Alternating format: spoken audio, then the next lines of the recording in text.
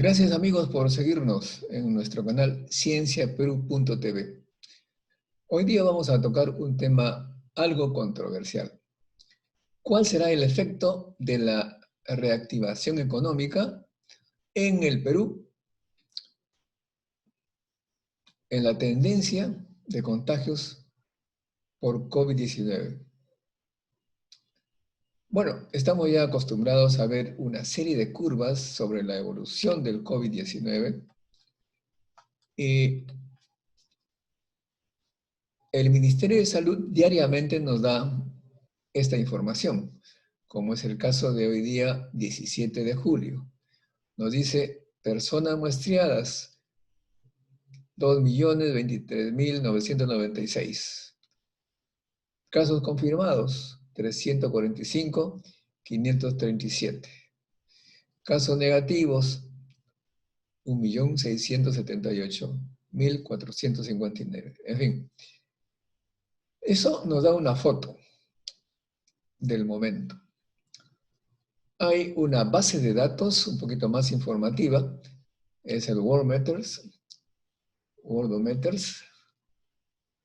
que nos da la tendencia de varias variables. Por ejemplo, acá tenemos el caso total de coronavirus confirmados. Y claro, esto empieza desde marzo, que sabemos bien, nuestro primer caso, hasta el 17 de julio de hoy día. ¿Qué información podemos tener de esta curva?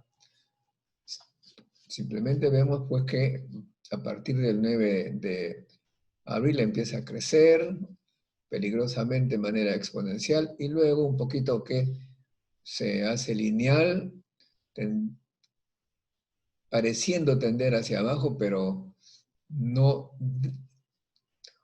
se confirma esta situación y la famosa meseta todavía no la vemos. Acá sigue un crecimiento lineal. Eso es la primera información. Pero luego viene el número diario de nuevos casos de coronavirus confirmados. Esto ya nos da una mayor información porque nos dice que a partir del 9 de abril empezó a crecer el número de nuevos casos diarios y que a partir de fines de mayo pues hay una disminución. Como sabemos, la cuarentena más o menos estricta, aunque no seguida por gran cantidad de compatriotas, pues disminuyó el crecimiento. Muy bien, y en cierta manera se estabilizó entre fines de mayo y julio, se estabilizó ese número de nuevos casos. Vemos que esto ya nos da una idea de cómo está evolucionando la contaminación, el contagio del coronavirus. Luego, Worldometers nos da otra información, los casos activos, es decir, aquellos que están sufriendo los síntomas, están con problemas. Y ahí vemos pues que a partir del 4 de abril empieza a subir y acá nuevamente a principios de junio hay una especie de meseta.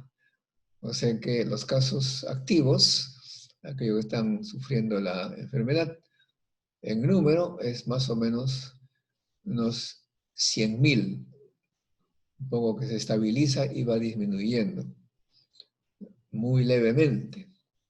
Es una información también interesante, dinámica. Y después viene otra curva, la fatídica curva del número de muertos total. Aquí vemos claramente que a partir de abril empieza a subir el número de muertos y bueno, y sigue creciendo. Cada día hay más. Esto es acumulado. Claro, pero nuevamente eso nos da una tendencia un poco difícil de comprender. Sin embargo, si nos dan el número de muertos diarios, ahí sí es más fácil porque se ve claramente que a partir de abril va creciendo y a partir de junio hay nuevamente una estabilización, digamos, se vuelve constante el número de nuevos muertos, que es aproximadamente un poquito menos de 200 muertos por día. Bien, el tema es que este número, ¿qué significa? Estos números, estas curvas.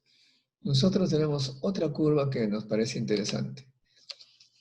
Es el porcentaje de casos positivos respecto al número de pruebas diarias de COVID-19. Este porcentaje, como podemos ver acá, es a partir del 27 de junio. Este porcentaje, pues, un poquito va creciendo lentamente, un poco que se estabiliza a fines, bueno, ya a principios de julio se va estabilizando, pero como sabemos nosotros, el 1 de julio se abre un poco la economía, la gente comienza a movilizarse, y unos 10 días después, o sea, el 11 de julio, hay un abrupto crecimiento del número, del porcentaje de casos positivos respecto al número de pruebas. Esto es muy importante porque las curvas siempre van oscilando un poco en función del número de pruebas, pero si se hace el porcentaje, es una visión mucho más objetiva. Esto ocurre como en las encuestas electorales, ¿no es cierto? Cuando ustedes saben, ven en la televisión las preferencias electorales, se dicen porcentajes. El número de pruebas, o sea, de encuestados para las cuestiones electorales es alrededor de 1000, 2000, pero bien escogido, de manera que los encuestados son representativos de todo el Perú, de toda la población peruana. Aquí en el caso de las pruebas que se hacen para el COVID-19, no se sabe si son representativas. Nos dicen que hay pruebas masivas. Vamos a suponer que estas pruebas masivas también son representativas, así como lo son las encuestas. Si este es el caso, entonces miren ustedes acá, cuando decimos que el 13 de julio ha habido el 20% de casos positivos respecto al número de pruebas, eso quiere decir que ha habido un incremento de más o menos 17 que estaba estabilizándose a 20. Y ahora sigue creciendo aparentemente ese porcentaje, lo que nos indica que hay una tendencia al incremento en porcentaje de casos positivos respecto al número de pruebas diarias. Bueno, eso es preocupante porque si 20 de cada 100 personas analizadas han dado positivos, imagínense si esto fuera representativo en el Perú, ¿a cuántos ascendería el número de contagiados? Ustedes tienen que hacer un poquito la proyección, así como ocurre con las encuestas electorales. De modo que el efecto de la reactivación tan esperada por las empresas y por las personas que no tenían trabajo, que no podían comer por falta de trabajo, el efecto va a ser, desafortunadamente, como se ve en estas curvas, un aumento del número de contagiados. Y por supuesto, eso se va a reflejar también en un aumento del número de muertes por diarias, que estaremos observando en los días o semanas que vienen. Esa es la información que quería compartir con ustedes, amigos, un poquito para explicarles lo que es la estadística, porque esto es pura estadística.